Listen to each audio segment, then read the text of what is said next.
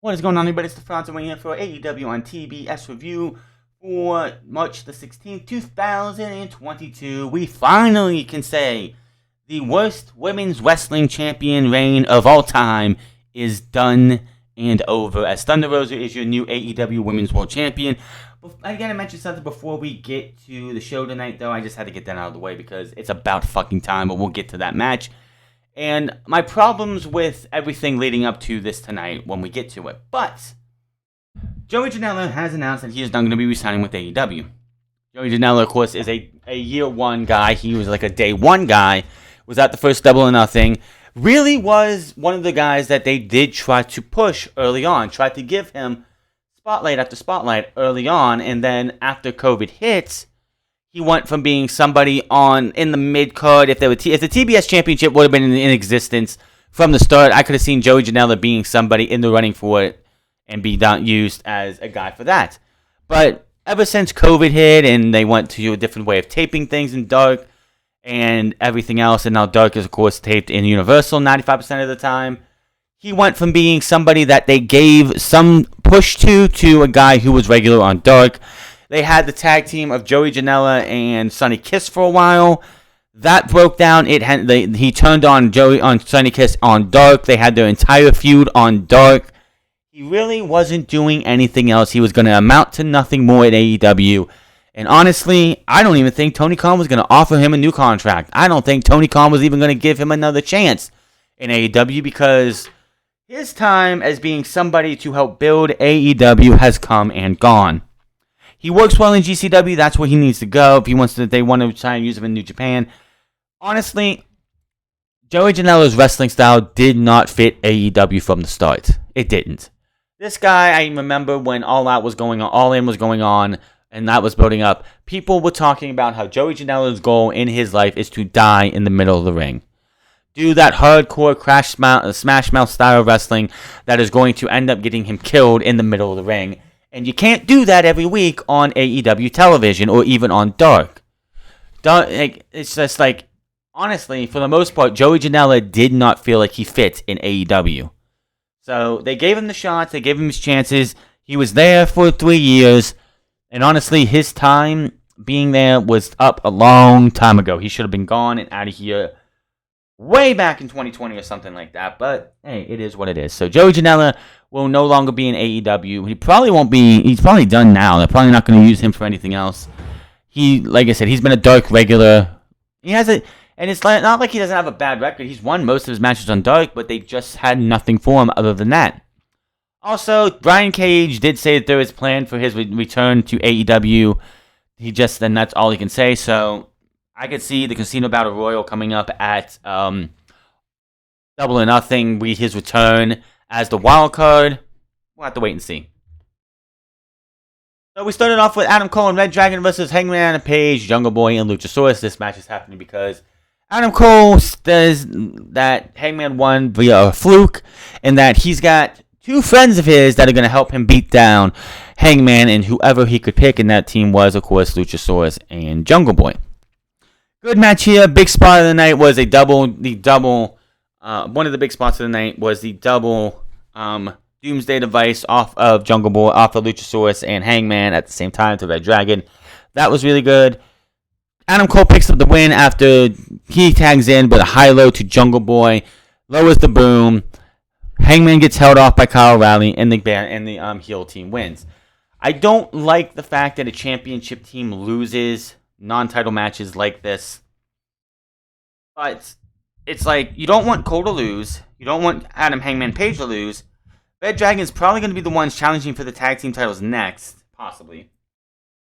And you don't want to, like, I don't know. It's just, there's something they could have did about this. But, yeah, that is what you got there. So, we have ourselves Adam Cole and Red Dragon picking up the win. Ricky Starks and Powerhouse Hobbs are backstage with Tony Schiavone, Keith Lee as well. They agreed to no violence during this interview.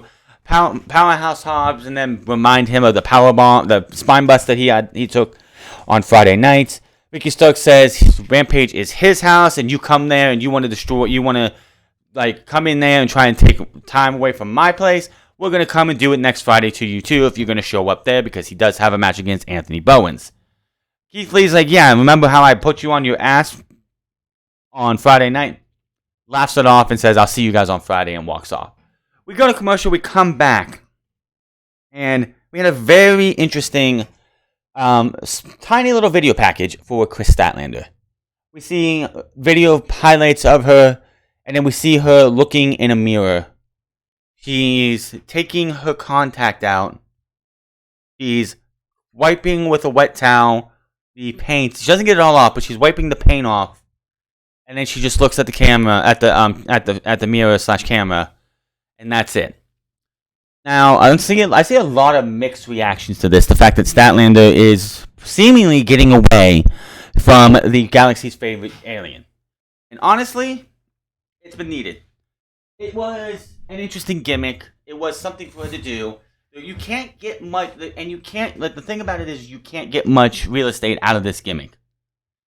You're not going to put the championship, either one of these championships on somebody who's calling themselves the galaxy's greatest alien. This isn't the 80s. This isn't even the 90s. This is the 2020s. 2022. It's just not going to work. Gave it her all with it. She is pretty good. She's getting better every single week. People love themselves and Chris Statlander. I see people who are happy about this. I see people who are not happy about this. There's people in the middle of the road. But honestly, I think it's a change that needs to happen. If she wants to be able to challenge and win the team PBS championship one day, or even the women's championship one day, she needed to drop this gimmick. And whatever she comes up with, I wish her all the best. I hope to see a more serious and a different Chris Statlander coming out of all of this. Now, speaking of her associations, it looks like she is not here tonight with Wheeler Yuta and Chuck Taylor, as Trent Beretta and Danhausen and Orange Cassidy, still recovering from a shoulder injury, are with them, but she is nowhere to be seen. Maybe they're getting her away from the best friends, because honestly, she doesn't bring anything to that group, and I think they're just holding her back. She spends more time being on the outside for them than she is with her own career, and outside of being on Dark. The only program outside of her one women's title match at All Out that she's really done is the whole thing with Layla Hirsch. And I think that's gone, because that looks like that's transitioning over to Red Velvet now. So we go to Jon Moxley and Bryan Danielson versus Wheeler Yuta and Chuck Taylor. The big story of this match was, if you remember back when this whole entire alliance thing was being started, Bryan Danielson said he wanted to take guys like Lee Moriarty, Daniel Garcia, and Wheeler Yuta and put him under the wing of these two men.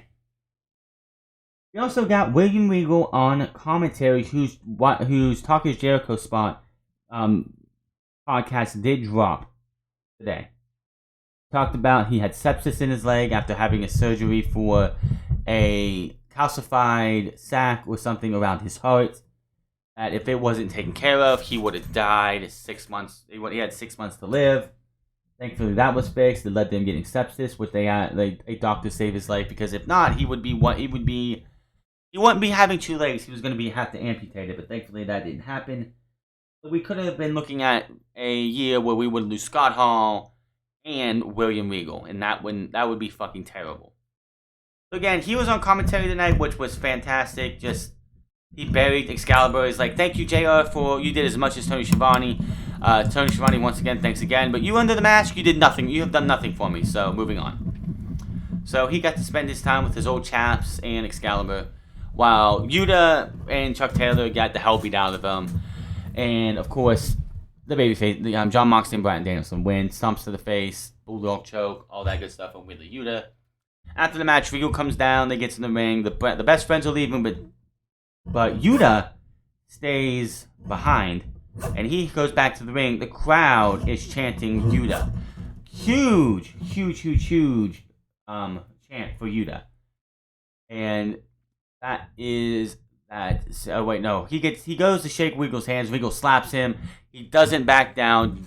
As soon as that happens, Danielson comes over and just has this big smile on his face, like, yes, this is what I want to see. This is what I want to see. Somebody who's going to be able to get hit and just come back and take it with us. So that is fantastic. he said some words to him and I couldn't get off, except I heard him say that, like, you might want to leave. You're a smart boy, but you might want to leave before things get overwhelming for you. So he leaves, and it looks like there's planting seeds of Wheeler Yuta becoming the young boy, pretty much, to Jon Moxley and Bryan Danielson, which would be great for Wheeler Yuta. I remember when he first showed up on AEW Dark, I'm like, who the fuck is Wheeler Yuta? Then there was like a match happened on Dark. I think it was a Lance Archer match, which Lance Archer destroyed his opponent. That person was being brought out, and then Wheeler Yuta, without any music, was just walking to the ring, because that's what they do. You don't get any music if you're not a contracted talent. And then he won that match, and then all of a sudden he's teaming with the Best Friends. He's hanging out with the Best Friends. And that's what we got. Aim to cut a promo. Oh, sorry, before we get to that. FTR and Cash Wheeler tell Shivani that totally checked out after they lost the tag team titles. That's why they fired him. They keep talking, but the Young Bucks come in and say, maybe you guys should fire your stylist. You can bring in the best there is. The tease for Bret Hart is huge. He's like, you can bring the best there is, the best manager ever will be, and it's not going to matter because you guys will always ever be the second best tag team in AEW. And that's got to sting. And they walk off. So clearly FTR are going to be babyfaces. Clearly FTR are going to get Bret Hart as their manager. And we're going to move on from there. Acclaim cut a promo on Keith Lee. As they're about to say, everybody loves the Acclaim. They get stopped. Ricky Starks and Powerhouse Hobbs shows up. He says, what you guys need to do is what I've been trying to do, is we need to stop these new talent from coming in and taking spots from us. Swerve comes in and says, oh, you have a problem with guys like me coming in and having making some rampage up my house? So it looks like Ricky Starks and Isaiah, and I keep saying Isaiah Swerve. God fucking damn it. Never watched a match of his in NXT, but I keep saying Isaiah. Shane Swerve Strickland. Isaiah Swerve is, I'm going to say right now, Isaiah Swerve is such a better name than Shane Swerve. I'm just saying. He had a better name with his WWE name. I'm just saying. The JAS, the Jericho Appreciation Society, come out while fans sing Judas. You go, Jericho, I think it was Matt Lee. Yeah, Matt Lee says, you love singing that song, don't you? You love showering this man with you. You should be thankful to this man because he allows it. If it was up with me, there would be no Judas. There would be no singing. There would be none of that. But that's why Jericho is a better man than me. So Jericho grabs the microphone and goes over why all these guys are thankful for him, how Matt Lee, Jeff Parker were guys who needed his friend Kevin, his former friend Kevin, gave him a call. It's like, God, dude, I had these two guys. They need a job. Can you get them on Talk Is Jericho and give them a chance? Yeah, and they said he did that, and lo and behold, AEW called them up, and here they are right now. Daniel Garcia, 2019, was in a crash, had both of his legs broken, was told he was never going to be able to wrestle again. Out of the goodness of his heart, Jericho donated thousands of dollars to help get this guy to recover, and he's here, and that's why he's thankful for him. He does say that 2.0, I didn't realize it was Kevin Owens. I must be I'm lost on that one. I didn't realize that one, but anyway, he says that Jake Hager is his ride and die, his best friend and everything else, and says he is a sports entertainer. Not a professional wrestler. He is a sports entertainer. And right before he said that, everybody was cheering him. They were loving him. But the minute he said he is a sports entertainer, the crowd turned sour. Daniel Garcia grabs the mic and says, you know what? You said one thing that really annoys me here. It's the fact that you said you're a sports entertainer. And then you know what? If you're a sports entertainer, so am I. And he just gets this shit-eating grin smile. The fans are booing. The fans are like, what the fuck, dude? And we're off to the races here. If you want to get heel heat in AEW, you could be singing Judas. You could be have a sing-along song. You want to be hated by AEW fans. Call yourself a sports entertainer. Now, Jericho did mention how these guys here, 2.0, are not going to be called 2.0 anymore. Here in the Jericho Appreciation Society, we use our real names, even though Chris Jericho is not Chris Jericho's real name. It's not. I find that funny how he says that, but it's not his real name. Jake Hager's name is his Jake Hager. Daniel Garcia is Daniel Garcia. Matt Lee is going to be Big Daddy Magic, Matt Menard, and Jeff Parker will be Cool Hand Angelo Parker. They are the Jericho Appreciation Society, and that is entertainment. That's hilarious. And yes, Jericho's been a sports entertainer for a majority of his career. He's not a professional wrestler. He is a sports entertainer. Here's the thing. Professional wrestling, whether you want to admit it or not, is sports entertainment, whether you want to say it or not. It is an entertaining form of simulated sports. It is sports entertainment. But as this is the year of sports entertainment, of the sports entertainer, Jake Hager gets the mic and says, "We are the JAS, and we beat up professional wrestlers." And that was that. I did such a piss poor job recapping that. It was a damn good fucking segment. Jericho just knows how to reinvent himself. Jericho knows how to get people to hate him. And the music Judas played back up, and nobody was singing again. Everybody was booing this man. Everybody hated the fact that he called himself a sports entertainer. The fact that Daniel Garcia called himself a sports entertainer. It is what it is. We'll see how this goes. Obviously, Santana Ortiz and Eddie Kingston were selling their injuries. They're definitely going to be facing these guys off. But right now, it's a 5-on-3 disadvantage. So who... And yeah, Jericho did say that the Inner Circle did not appreciate him, and Sammy Guevara quit on him. He should have said not once, but twice, but he didn't. So who is going to join these guys, the LAX, to take on the JAS? I do not know. Well, no, but the Scorpio Sky. This was a one-man beatdown, pretty much, until Paige Van Zant's husband almost got powerbombed, and then Scorpio Sky got the upper hand. But we come back from commercial break because Scorpio Sky dominated in the commercial break. We come back from commercial break. We get the Powerbomb Symphony. Before he gets to the fourth one, here comes Shawn Spears. Has 2 chairs. He goes down to the ring. Or he's slowly going down to the ring. Wardlow comes outside. The referee tells him, "Dude, get back in the ring." Wardlow's going around the side. MJF from behind shoves him into the post, knocking him loopy. He gets back in. The only problem I have with the way this went down is the fact that Scorpio Sky rolls him up, and it looks very sloppy.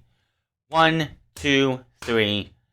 Wardlow loses to Scorpio Sky because of MJF. So, Paige Van Zant's husband immediately gets in the ring and starts beating down on this guy. They're signaling Shawn Spears to get in the ring. Shawn Spears says, "Pick him up. Pick him up." He goes to get in the ring. Wardlow fights everybody off. Goes to grab MJF. Goes to powerbomb MJF. Chair shot to the back. Another chair shot. They're beating this guy down. Paige Van Zant's husband puts him in a rear naked choke.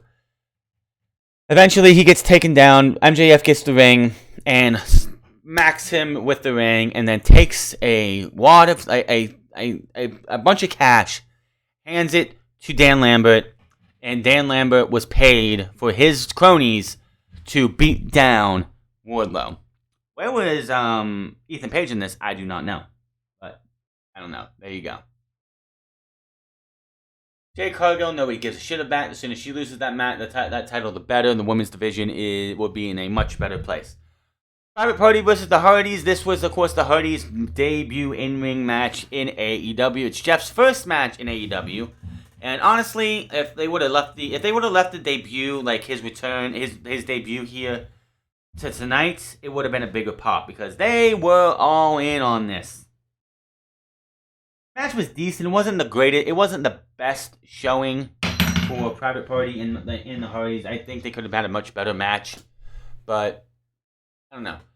AEW's got this thing, and it's obviously like in the main event as well, that it feels like they should put the major match, the main event match on first, because they seem to be rushing every single time we turn around. This match just, I don't know, it was fine. Jeff's still painting his face, all this stuff with the eyes on his own eyelids, which I still find creepy as shit. You're supposed to be a babyface and you're creeping the shit out of me. Private Party tries to use Hardy Boy moves that Matt pretty much taught them. Doesn't work out in the end. Swanton, Twist of Fate, Swanton 1, 2, 3. The Hardy Boys pick up the win. After the match, the Andrade family office come out. They get around the ring. Here comes Sting and Darby, and that was that. They saved Matt and Jeff, just like Matt and Jeff stopped the AEFO from beating Sting and Darby up last weekend. Darby will take on the Butcher on Friday.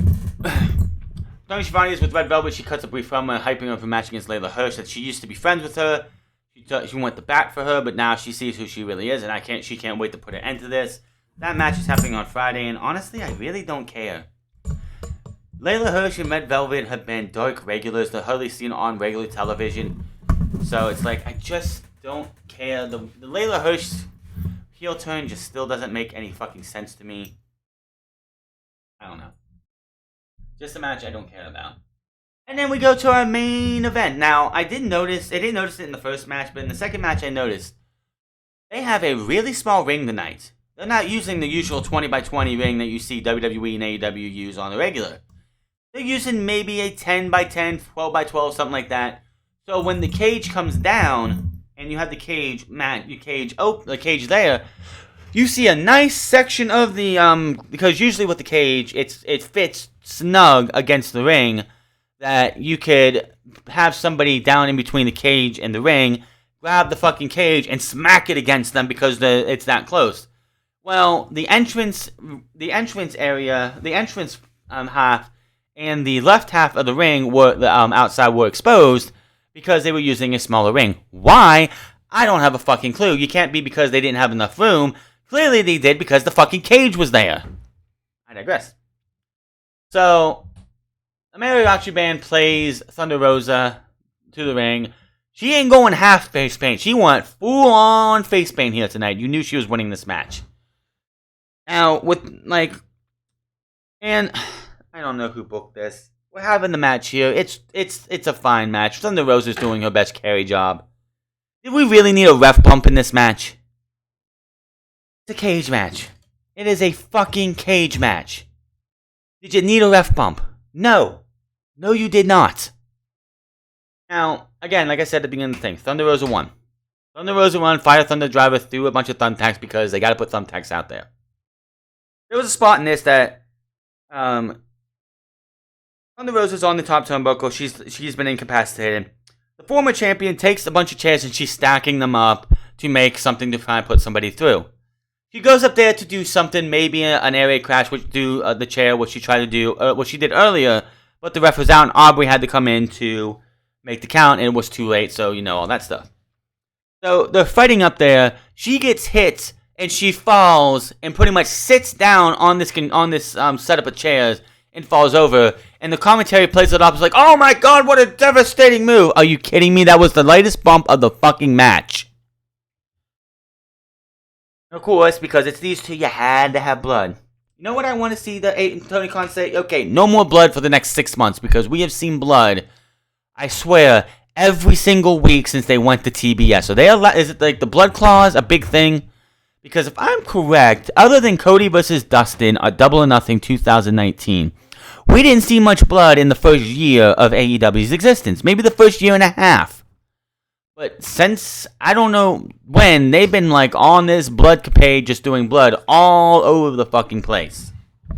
The cage, and I know Batista back in 2010 or something said that he likes to have blood in the cage match because it adds more realism to a match. It would have been fine if we didn't see a dog collar match at the pay-per-view. We didn't see John Moxley and Bryan Danielson bleed at the pay-per-view. We didn't see Adam Hangman Page and Lance Archer bleed during the death match. Danielson and Hangman Page bleed during their fucking match, right? The match on the first night. The women's tag team, hardcore match or lights out match or whatever it was on New Year's Eve or whatever it was. Gotta tone back on the blood because you have this match right here, which was supposed to be a big fucking match, and I'll get in that in a second. And you're gonna have blood, but we've seen blood so many fucking times. Yes, the crowd in San Antonio was hot for fucking Thunder Rosa because it's Thunder fucking Rosa. It's her adopted hometown, which I find it hilarious because on social media, I don't follow the bitch, but it came up in my feed. This bitch thought that the delusional moronic dumbass known as the former world champion said that nobody's going to be able to top her fake pop in Pittsburgh. Sorry, bitch, you ain't going to top this. The two biggest pops of this, an AEW, is CM Punk making his return in Chicago and Thunder Rosa tonight. Nobody's going to top either one of those. You're not going to top it. When they go to Pittsburgh, your ass better not even be on the fucking card. You should be in the back, having your arm, being on Adam Cole's arm, where you fucking belong. Now, the women's division is on. It has a pulse. It has a good pulse. You can get Athena in here now. You can get Toni Storm, who has to probably work on her visa. Tyler Valkyrie would be a good one. Get those three women in here and get people for Thunder Rosa to battle. Now, my biggest problem with this entire thing is they made a big deal about last year with they had that Lights Out match, which Thunder Rosa carried her ass through the entire match. And she hasn't gotten any better since that match, by the way, even though everyone wants to pretend that she has. This entire title reign of hers was absolutely atrocious, partly because of how bad she is, and partly because Tony Khan doesn't know how to book women's wrestling. It's not just her title reign. Shida's title reign felt like an afterthought half the time because she wasn't on television half the time. Nyla Rose didn't even had the most forgettable title reign if it wasn't for the fact that this bitch had the championship for almost a year. And Riho, her championship reign was a fucking mess because she was in Japan 95% of the time. This needs to be a title reign where we see Thunder Rosa, I wouldn't say every week, but she needs to be out there representing that championship, having fucking bangers left and fucking right, giving us match of the year candidate after match of the year candidate after match of the year candidate, giving us a reason to care about this women's championship because clearly, since that title was won by Riho back all the way in October 2019, there has been very little care for that championship. You put it on Riho, she was in Japan most of the time, it didn't do anything for that championship. That championship felt light. Then she comes in and loses the title to Nyla Rose in the best women's championship match to that point. Not saying there have been ones that have been better since, but to that point, that was the best women's championship match in AEW's history in 2020, right before the pandemic hit. I think the pandemic hurt Nyla Rose because they didn't have anybody to do anything with, and she didn't have a chance to carry the championship. And she disappeared for a while because I believe she did stay home for the first month of COVID, first month and a half. Came back, did the feud with Shida. Shida won the championship, but Shida, they didn't use her half the time. She was off TV. If you go and look at the total time-wise that the champions were on television, there's the women's championship, and I'm not just talking the women's championship, all the champions, all these championships. The women's title has barely been on TV compared to any of the other championships. Thunder Rosa needs to be on that TV as much as humanly possible without exposing her. She better have a title defense. She's going to defend the title probably at Battle of the Belts against the Faker because that's what they need to do because we need to do rematches. No. Faker lost, back of the line, back to dark where you fucking belong. If you're going to be seen on television, you're on Adam Cole's arm because that's the only thing you're good for in professional wrestling. Go be your dentist and be Adam Cole's girlfriend where you belong. Now, again, they made a big deal about the match they had last year, which was decent. Thunder Rosa carried her.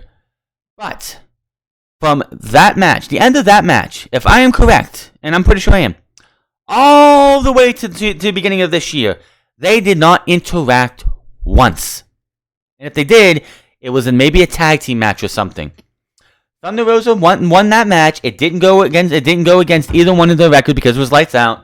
And instead of making her number one contender and having her face Shida, because of course they faced each other in 2020 at All Out, they gave it to the wrong woman. The wrong woman won the championship, and the wrong woman held the championship hostage for 9 months.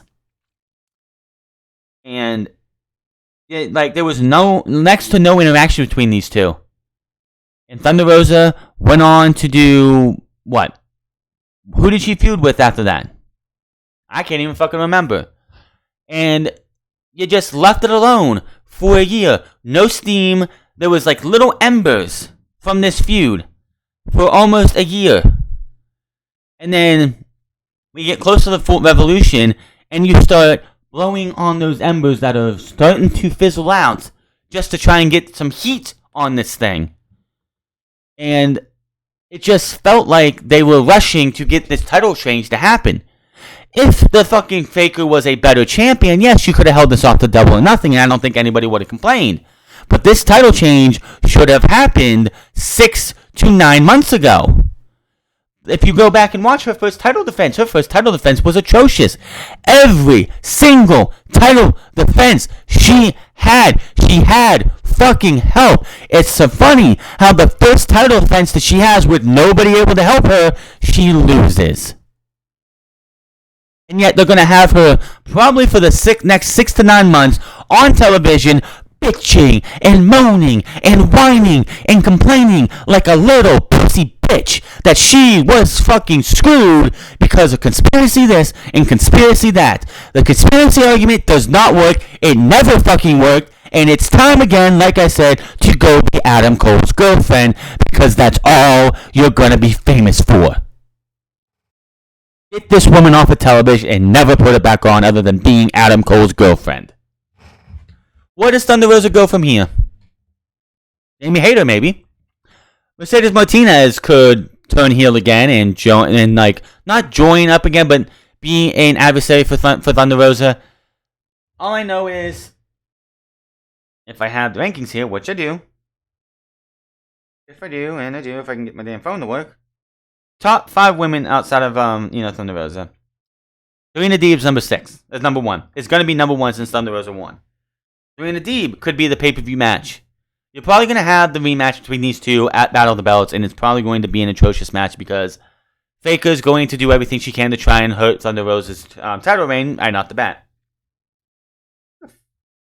Okay. Yeah, so Serena Deeb 6. I don't know. 6-0. She's able to go. Layla Hirsch is right behind her. Anna Jay behind her, and Red Velvet behind her. I don't see Red Velvet or Anna Jay getting a title shot anytime soon. And I can totally see Serena Deeb with the whole thing with Sheeta making a return. They had a little promo that Sheeta's like, you thought about me the whole time you went therapy? Well, I never thought about you one time. And when we get in the ring again, if you thought about me through therapy last time, what is that going to do to you when I end your career? So that's something we're going to see very, very soon. I wouldn't, honestly, and this is the thing that's going to suck the most about these two. Those two have wanted to have a Lights Out match. We just had a Lights Out match not too long ago. We don't need to have another one for a couple more months. You can't drag this out that much longer. So, I don't know what they're going to do for these two. But Serena Deeb and Sheeta are going to have a match. Thunder Rosa, we'll see what happens. Coming up very, very soon. They got all of this month and all this month and all of next month and Battle of the Belts to go through. Get the rematch out the way. Get the fucking Faker out of our fucking lives for the next year. Have her go back to be a dark regular where nobody's gonna give a shit. Have her do her shitty fucking talk show, which, by the way, that's disappeared. I wonder why, because it was terrible. It doesn't matter if it's her or anybody else or Chris Jericho or anybody else. I don't give a shit about talk shows. I'm tired of seeing those. WWE is so oversaturated with those, and AEW doesn't need one. Jericho and his Appreciation Society, very good promo. The name is kind of goofy, but what's in a name? What's in a name? Who's going to care about the name 6 to 9 months from now? All it's going to be doing, the same thing it did for Sammy Guevara, is it's going to get Daniel Garcia to a point where he's not going to need Matt Lee and Jeff Parker, whatever the fuck their names are now. Jericho or Jake Hager. That's what they're doing with this, and that's exactly what this is going to be. Jake Hager's a made man, and he's going to go no further. Matt Lee and Jeff Parker, maybe that helps them out too. But if anybody's going to benefit from the Appreciation Society, it will be Daniel Garcia. Plain and simple. He's going to go be by this time next year, Daniel Garcia is going to be a guy who probably wins the TNT Championship and is a bigger name in this company because of Chris Jericho. Then you have, and by the way, Chris Jericho's name is Chris Irvine, not Chris Jericho, unless he actually changed his name legally to Chris Jericho. Last I checked, that's not exactly what happened. But, yeah. So much to go. So much to look forward to. AEW is giving us a hell of a ride and a great build going into Double or Nothing. We have another month and a half. And soon, the Owen Hart Cup will be taking over AEW. Which, honestly, after Battle of the Belts is over and we start the Owen Hart Cup, there's honestly nothing else should be going on, except for, the main feud, Whoever's going to go up against Hangman Page, whoever's going to go up against Scorpio Sky, MJF and Wardlow is going to happen at Double or Nothing. People are expecting to see CM Punk become the next AEW World Champion and be the guy that MJF takes the title off of at All Out, which it could be, could not be. I don't know. There's a lot of questions and not a lot of answers. AEW is definitely this is the hot period for AEW. And again, San Antonio, you killed it tonight in the crowd. Thankfully, we had a good crowd tonight compared to last week's stinker. Thunder Rosa is your AEW Women's World Champion. It's about fucking time. The feud was cold as ice for 6 to 9 months, and it was way too fucking late. Tony Khan did the right thing, and we need to get this fucking bitch off television and never put her back on. She doesn't deserve to be on television. She did not deserve to be the Women's World Champion. She needs to go back to being a dark regular where she fucking belongs. Go be in tag matches with Emi Sakura and Nyla Rose and have zero momentum, just like everybody else. That is one of the biggest problems with AEW, is that nobody has any fucking momentum for the women's division. Nyla Rose wins 3 or 4 matches in a row, loses a tag team match. Sky Blue wins a couple matches against Jobber, loses to Nyla Rose. Emi Sakura's in fucking dark purgatory. She's there, but all she does is wrestle tag team matches over and over and over again. Nobody in the women's division outside of a Thunder Rosa and Serena Deeb seems to have any momentum. And they need to fix that. That's one of the biggest problems. Yes, a lot of the talent are green and a lot of talent need time, but a lot of this talent is fucking a lot of the women's talent has next to no momentum, and that hurts them. Gonna be very interesting to see what happens on Rampage. There will be no review, of course, and then we're going to talk about... I could talk about spoilers because it is going to be taped, but I'm not going to do that. But that is all for your AEW on TBS review. Hit that subscribe button, comment down below, like or dislike this video. Follow me on Minds at the Franz Club. Find me on twitch.tv/The Franz Club. And find me on Instagram at The Franz Club. And I will see you guys on Friday for SmackDown. And that's all. Until then, my name is Franz, and I'll see you guys later.